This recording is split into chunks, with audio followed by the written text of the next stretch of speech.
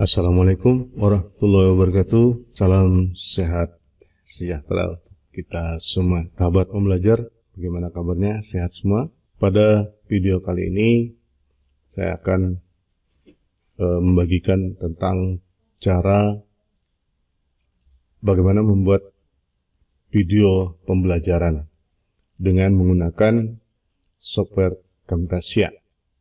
Sebenarnya tutorial tentang ini sudah pernah saya buat beberapa waktu yang lalu, namun banyak kekurangannya di sana, antara lain audionya ya, kemudian menggunakan contoh yang terlalu rumit, dan ternyata memang harus bertahap ya, untuk bisa mudah dipahami.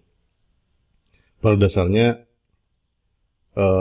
Camtasia ini sangat mudah, oleh karena itu sangat populer digunakan oleh para pendidik untuk membuat video pembelajaran baik di level perguruan tinggi maupun di sekolah-sekolah lainnya ya. Dan ini pun merupakan jawaban dari beberapa pertanyaan teman-teman yang kemarin mengikuti pelatihan EndNote pada 10 Agustus yang lalu, yang meminta untuk melakukan pelatihan membuat video pembelajaran seperti ini. Namun karena belum bisa dilaksanakan karena waktunya, maka mudah-mudahan tutorial ini bisa cukup membantu untuk sementara sebelum adanya pelatihan yang dimaksud. Baik, kita mulai saja dengan membuka Camtasia. Di sini tidak lagi membahas mengenai bagaimana mendownload dan menginstal softwarenya, karena saya yakin teman-teman bisa melakukannya sendiri. Googling saja di internet software Camtasia, download, kemudian install. Installnya juga sederhana, mudah. Untuk membuat video pembelajaran ini kita menggunakan PPT, ya, PowerPoint, dalam membuat konten pembelajarannya. Oleh karena itu, sebelum membuka Camtasia, kita harus sudah menyiapkan materi apa yang akan disampaikan, yaitu dengan PPT. Nah, ini pada saat pertama kali ketika kita membuka Camtasia, maka akan muncul halaman welcome screen ya. Di sini di bagian atas nampak tulisan Camtasia TextMate.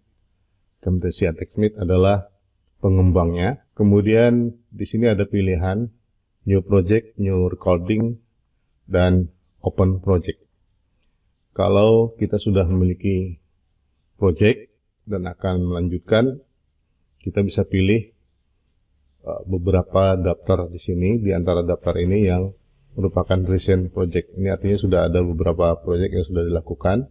Atau dengan membuka open project untuk mengambilnya dari file kita yang tidak ada di daftar ini, atau dengan langsung membuka new recording. Tapi untuk kali ini kita pilih new project. Dengan mengklik di sini, maka nanti akan muncul halaman edit ya, halaman editing new project dari Camtasia.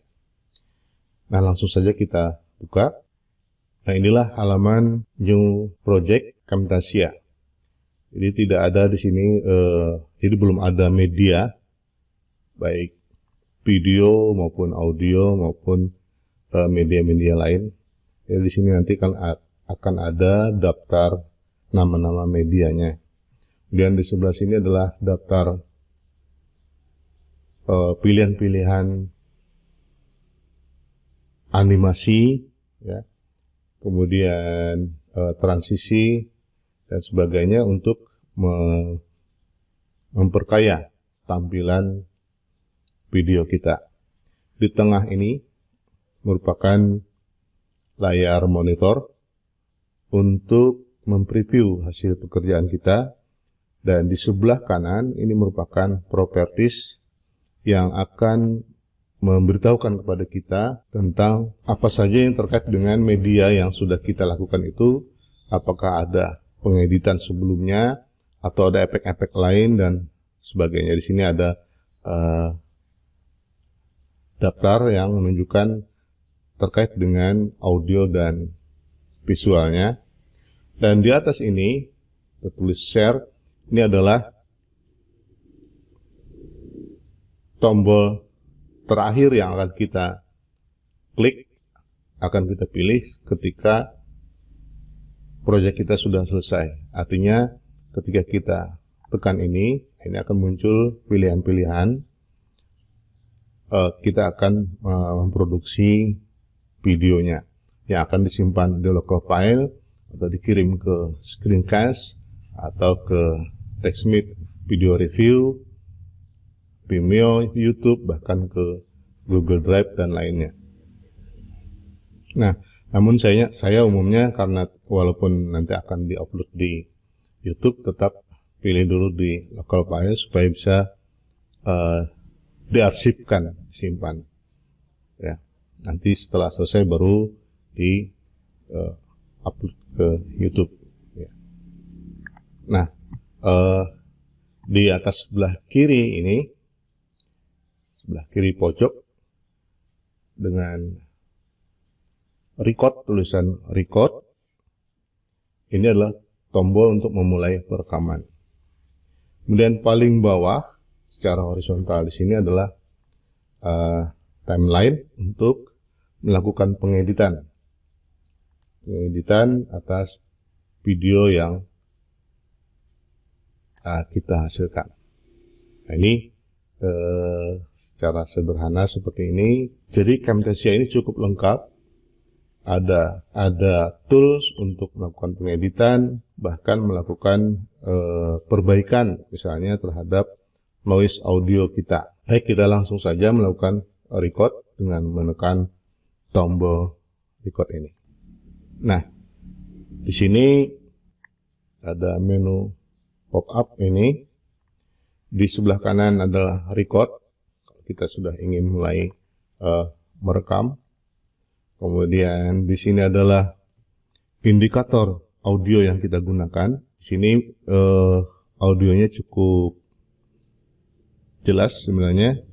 Warning buat kita jangan sampai kalau ada warna merah. Sampai warna merah berarti volumenya berlebihan. Ya. Over volume sehingga suaranya pecah. Ini sudah cukup, saya rasa. Dan ini pilihan audio yang digunakan. Kita pilih di sini. Ini adalah pilihan kamera yang digunakan. Apakah menggunakan webcam yang bawaan laptop atau menggunakan video eksternal. Dan di sini saya menggunakan kamera eksternal. Dan di sini adalah custom, ini untuk ukuran layar. Ada beberapa ukuran layar dan di sini adalah full screen. Dan defaultnya adalah full screen ini. Full screen berarti ukurannya 1080 ini. Nah, ini 1080. Dan untuk mengetahui bahwa kita sedang berada di mode full screen adalah dengan melihat garis pinggir, paling pinggir sebelah luar layar kita ada garis putus-putus. Dan ini kita bisa lakukan secara manual pengeditannya. Misalnya kita hanya bagian seperti ini aja yang akan kita rekam, seperti ini, atau sepenuhnya. Nah, untuk kepentingan ini kita sepenuhnya saja, jadi semua yang ada di dalam layar akan terekam. Nanti pada saat kita menekan record, maka akan ada petunjuk hitungan mundur dari 3 sampai 1 dan ada petunjuk tekan F10 jika ingin menghentikan perekaman. Gitu. Baik, kita akan lakukan perekaman dengan menekan tombol record ini. Nah, sekarang sudah muncul ini 3, 2, 1. Oke, berarti ini sudah mulai merekam. Nah, langsung saja kita membuka PowerPoint. materi pembelajaran yang akan kita rekam. Saya misalnya di sini ya menggunakan materi pengauditan 1 yang akan saya rekam. Langsung kita perluas dengan menekan tombol preview,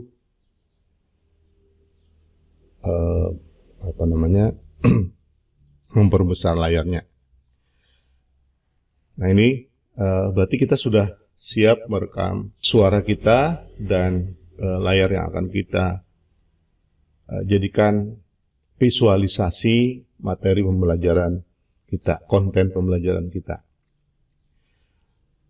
Perlu saya sampaikan beberapa catatan terkait dengan PowerPoint. Kita harus mempertimbangkan penggunaan warna, font, kemudian grafis lainnya yang mendukung materi pembelajaran kita.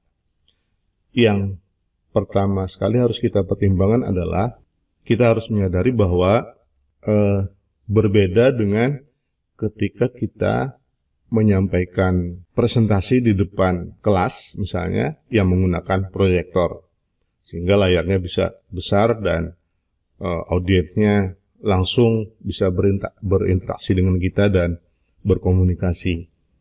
Nah, sementara video yang kita rekam ini akan tampil di media yang berbeda-beda. Ya. Ada yang menggunakan HP, ada yang menggunakan laptop, ada yang menggunakan tablet, misalnya ukurannya berbeda, dan kualitas layar mereka juga berbeda-beda. Sehingga itu perlu kita pertimbangkan.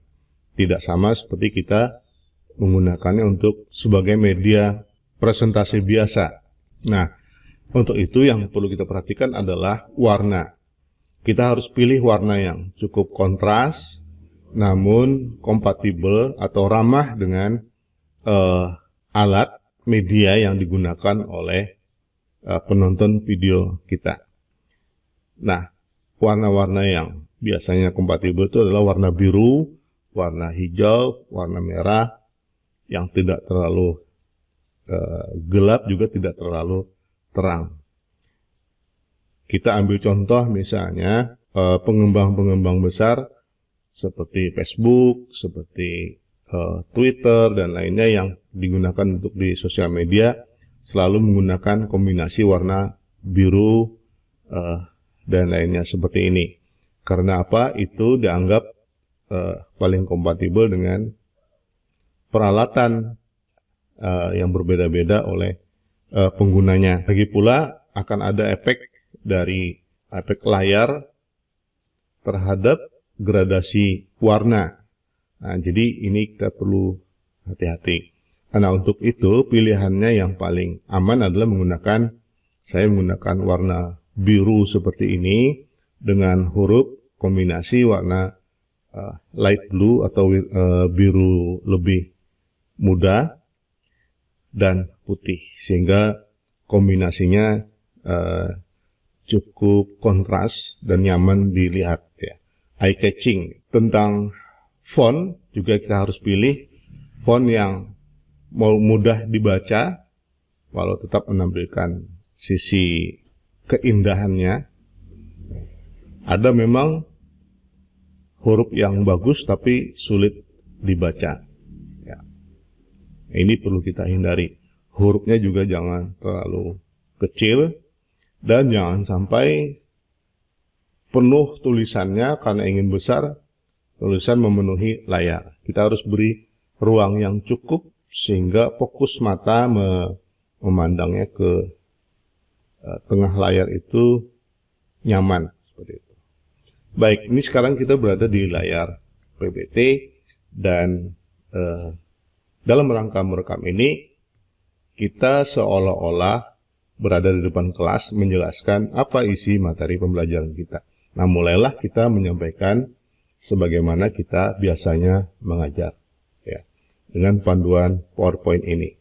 Hanya saja kali ini kita hanya berhadapan dengan monitor, berhadapan dengan kamera, dan kita juga harus pertimbangkan menggunakan kalimat-kalimat atau bahasa yang cukup sederhana, karena berbeda ketika kita presentasi di depan kelas, kita bisa interaktif, peserta bisa bertanya langsung terhadap suatu kata atau suatu pernyataan yang kurang jelas, ya.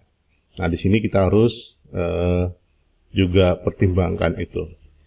Dalam arti, baik dari sisi kata-kata dalam artian bahasanya, istilah yang digunakan, dan artikulasi pengucapan yang kita ungkapkan supaya jelas.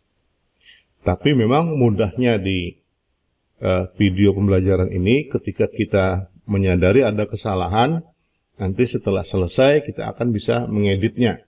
Kesalahan pernyataan, kesalahan kata-kata, baik kita bisa edit, misalnya kalau tidak perlu kita bisa potong, tapi kalau tidak bisa dipotong mungkin kita beri teks ralat di dalam di layarnya dengan teks untuk menjelaskan kata apa yang tidak jelas atau mungkin salah tadi itu. Nah, ini mudahnya. Tapi kalau kita di depan kelas dan sadar ada kesalahan setelahnya, maka kita tidak bisa lagi. Atau misalnya ketika kita melakukan pembelajaran secara online melalui cloud meeting yang langsung interaksi dengan peserta, memang lebih mudah, bisa tanya jawab langsung, tetapi keterbatasannya adalah ketika tadi itu kalau misalnya ada kesalahan dan segala macam, kita tidak bisa lagi mengulangnya. Itu satu. Dan pada dasarnya metode belajar jarak jauh ini bisa dikatakan ada dua kategori, ya. Ada kategori atau kelompok metode yang disebut synchronous, ya, dan asynchronous. Kalau yang metode sinkron itu berarti antara pengajar, antara pendidik itu bertemu langsung di dalam sebuah meeting room yang secara online. Apakah menggunakan Zoom atau lainnya, itu langsung bisa interaktif. Sedangkan yang asinkron atau asinkronus itu dengan media rekaman video semacam ini. Masing-masing metode ada kekurangan, ada kelebihannya, ya. Dan ini tentu saja para pengajar bisa melakukan mengeksplorasi metode-metode ini supaya manfaatnya bisa ditingkatkan dan kita bisa mengkombinasikan banyak metode dalam kedua metode sinkron maupun asinkron tadi. Banyak sebenarnya kelebihan-kelebihannya dengan video ini. Misalnya dengan rekaman video, maka peserta didik bisa mengulang-ulang materi yang dipelajarinya, gitu. Dan kita sebagai pengajar misalnya bisa mengajak berdiskusi dengan membaginya lebih dahulu video ini mereka untuk pelajari, dan berdasarkan sumber video ini kita bisa melakukan diskusi atau melakukan latihan-latihan misalnya penyelesaian masalah, ya. Dan banyak sekali mungkin nanti Bapak Ibu bisa mengeksplor sendiri manfaat ini. Tapi kita fokus sekarang bagaimana melakukan perekaman ini kemudian mengeditnya. Nah, jadi seperti ini, ya. Poin-poinnya pun jangan terlalu banyak. Kalau banyak berarti nanti akan memperkecil fontnya, ya. Kalau terpaksa harus banyak juga poinnya, maka kita harus pindahkan ke slide yang berbeda. Oke.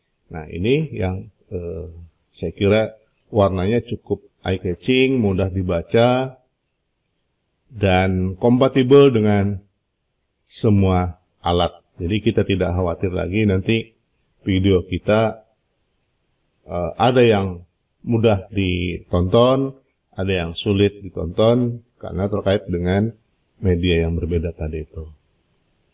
Nah, kita anggap misalnya selesai kita menyampaikan ini, ya, menjelaskan dan segala macam, maka seperti tadi contoh perintahnya adalah kalau udah selesai maka kita tekan tombol F10.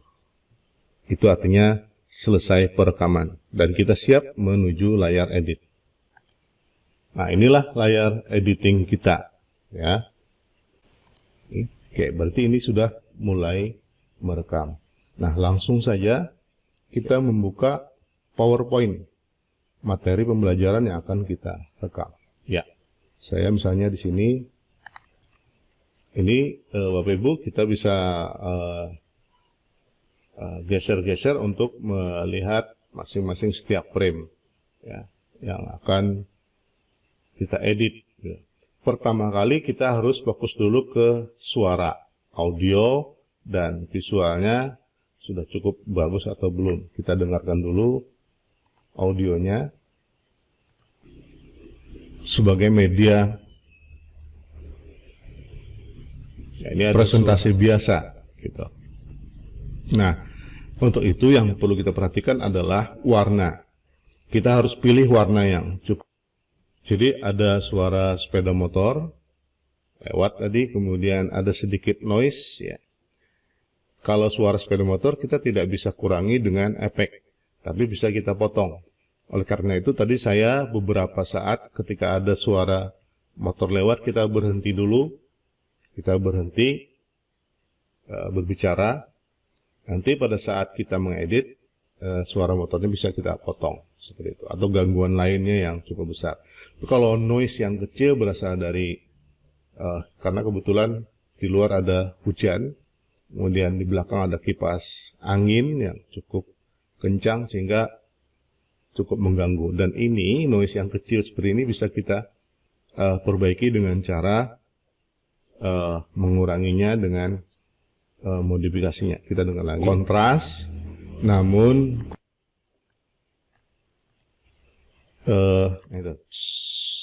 warna. Nah, jadi ini kita, oke, caranya kita pilih modify, kemudian add effect, audio effect, dan pilih noise removal. Nah, sekarang secara default aplikasi ini sudah menetapkan ini. Nanti kita akan ubah sesuaikan. Hati-hati. Karena untuk itu pilihannya yang paling aman adalah saya menggunakan warna. Nah, ini karena terlalu tinggi sensitivity amount-nya, kita kurangi. Jadi audio kita sampai berubah, ya. Biru seperti ini dengan huruf kombinasi warna light. Kita kurangi lagi. Blue atau biru lebih muda. Nah, suara kita sudah normal, suaranya dan desisnya sudah menghilang. Coba dengerin. Baik, ini sekarang kita berada di layar. Oh, mungkin kita beri, ya, sudah bersih, ya. Berarti sudah aman. Dan nanti kalau ada yang perlu dipotong, kita boleh potong, misalnya seperti itu. Dan untuk memotong kita perlu perluas dengan menggeser ini, perluas tampilannya. Nah, untuk bagian mana yang perlu kita potong? Misalnya tadi ada suara sepeda motor yang bisa kita potong.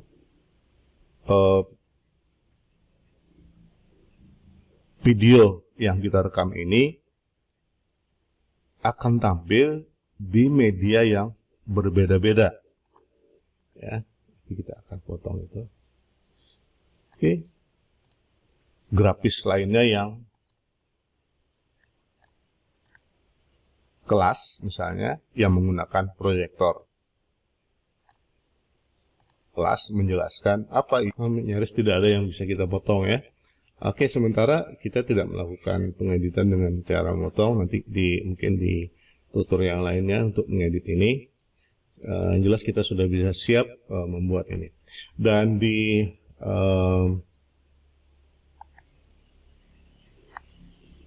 bagian bawah ini ada dua track, ini track 1, track 2. Track satunya adalah layar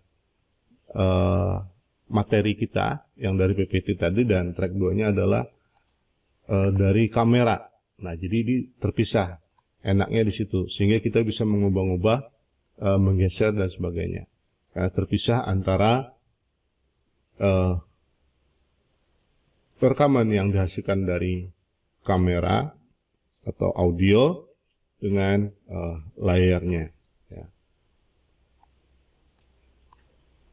Oke, nah anggap saja untuk sementara ini seolah-olah ini sudah selesai pengeditan, dan kita akan segera menambahkan lainnya yang diperlukan, misalnya memberikan judul, title. Kita perlu menambah ruang untuk menyisipkan title kita, ya, supaya tidak menabrak layarnya.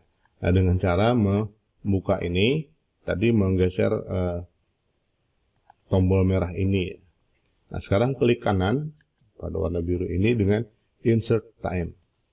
Nah, dengan begitu di sini ada ruang kosong untuk kita tambahkan title. Caranya membuat title, kita pilih di sini, buka library, lalu di sini ada intros. Nah, di sini ada beberapa pilihan untuk kita membuat judul atau title dari, misalnya kita pilih ini ya. Kita bawa ke track 3 atau ke track 2, sama saja. Dan kita perlebar seluas ini. Nah, di sini. Kita bisanya di sini sesuai nama materinya. Pengauditan 1. Ya. Bawahnya siapa? Pengauditan. Nah, mengetiknya tadi di properties ya Bapak Ibu, di sebelah kanan untuk mengedit kata ini. Di bawahnya mungkin kita tambahkan nama kita. Oleh, ya.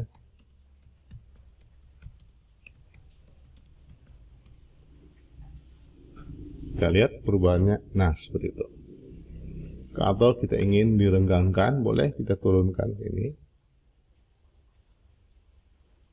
Dan jenis huruf juga kita bisa ubah.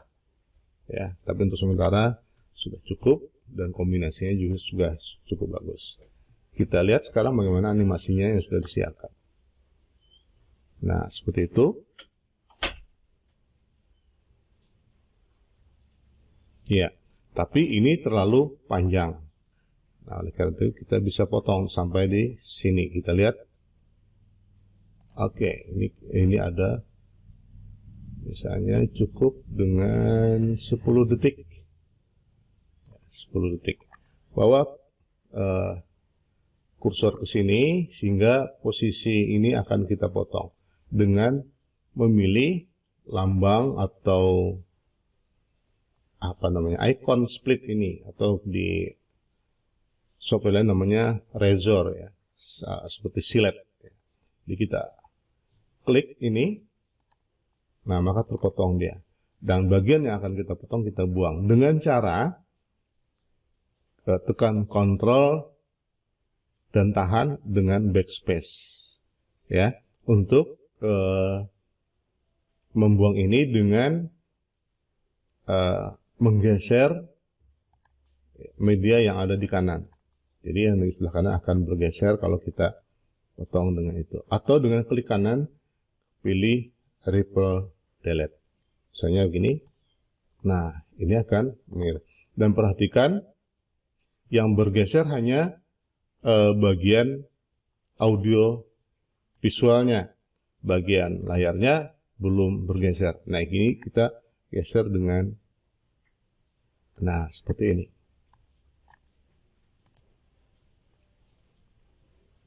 Oke, sekarang kita sudah dapat membuat title.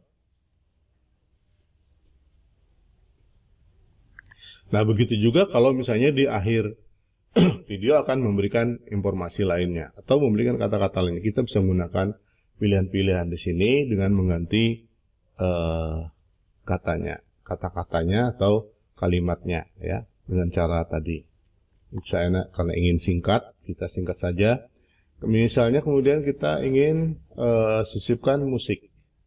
Jadi, supaya tidak membosankan, perlu juga ada musik. Sini ada music track, ya. Musik pembuka ya minimal. Ya, kalau sepanjangan mungkin tidak terlalu perlu ya, kecuali memang sesuai dengan konteks materinya bisa kita tambahkan musik.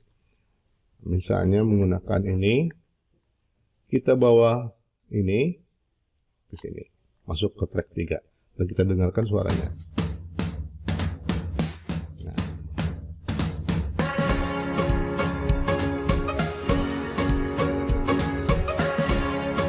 Ini sudah mulai. Nah, langsung saja kita membuka PowerPoint. Nah, karena ini sudah masuk ke halaman video kita, maka kita perlu potong audionya. Cukup sampai sini ya. Kita potong seperti tadi. Klik Razor, potong, delete. Nah, seperti itu. Dan supaya ini kalau begini, nah berhentinya mendadak. Ini caranya supaya diperhalus dengan beri efek fade out ya. Kita klik modify, add effect, kemudian audio effect, fade out. Nah, jadi ketika dia mengakhiri dia dengan pelan-pelan. Oke, berarti ini sudah mulai merekam. Nah, langsung saja kita membuka PowerPoint. Nah, seperti itu. Kemudian di sini, ini ada di pojok kanan kecil ini adalah dari kamera kita. Ini adalah tampilan kita dan kita bisa perbesar dengan menekan tombol Shift dan geser dengan mouse ya ke kiri seperti ini. Ya.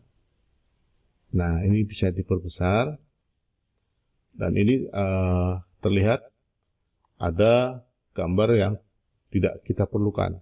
Ini bisa kita edit dengan cara tekan tombol Alt, lalu geser untuk di crop. Ini melakukan cropping. Kanan juga begitu, atasnya juga gitu. Nah, sehingga yang muncul hanya fokus pada kita. Kembalikan ke sini atau kembalikan ke sini. Atau kita bisa perbesar ya. Kita perbesar misalnya, tapi akan menutupi layar materi kita. Nah, untuk itu kita biarkan saja seperti ini. Ya, akan saya rekam. Ya, langsung kita perluas dengan menekan tombol preview. Nah, oke. Saya kira untuk ini cukup ya, dan seolah-olah ini sudah berakhir, dan kalau penutupnya kita bisa tambahkan dengan title tadi. Ini secara singkat saja seperti itu. Nah, kalau sudah dianggap sudah selesai, maka tinggal kita tekan tombol share di sini. Tekan tombol share, dan pilih local file. Dan nanti diarahkan kemana menyimpannya. Ya, secara default dia ada di video ya, di drive C kita. Nah, untuk itu kita langsung next saja, dan output dari file video ini nanti akan menjadi MP4. Ini MP4 Smart Player. Nah, seperti itu. Klik next dan seterusnya. Oke.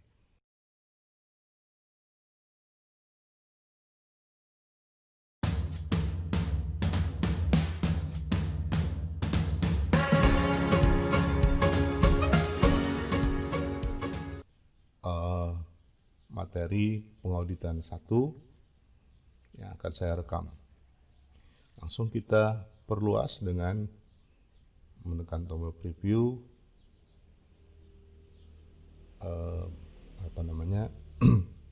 memperbesar layarnya.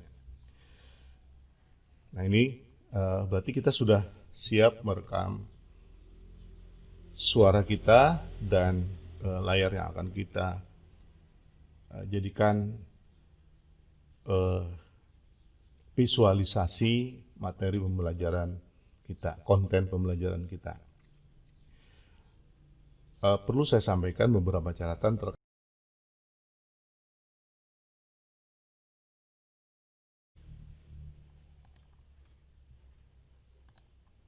Nah, begitulah Bapak Ibu, teman-teman pembelajar semua, cara membuat video pembelajaran secara singkat. Ya.